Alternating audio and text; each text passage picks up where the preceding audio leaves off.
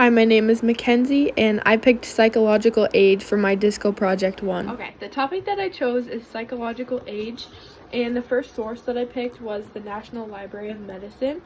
A little bit of background about psychological age is that its primary function is judgment and decisions.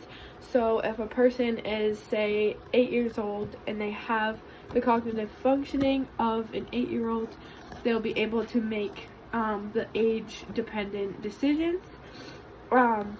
Research on psychological age is really hard because it's such a subjective thing.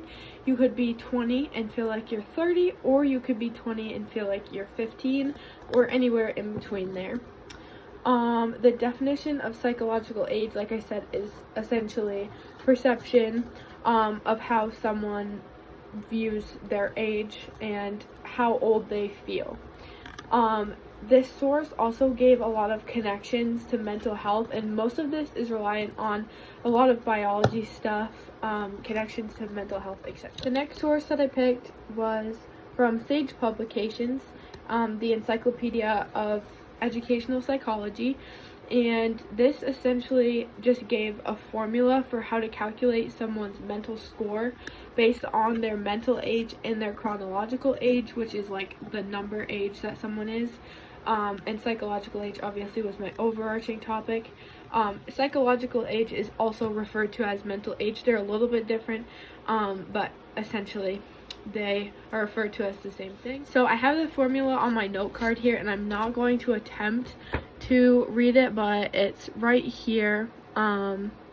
Just have it written down.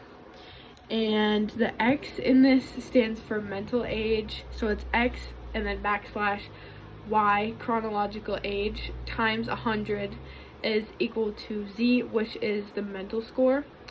So the pro of having this as a formula is that it provides scientific backup because psychological age is so subjective, but the con with this is there's a lot more factors that go into psychological age besides just a formula and just a number, because that would just be your chronological age.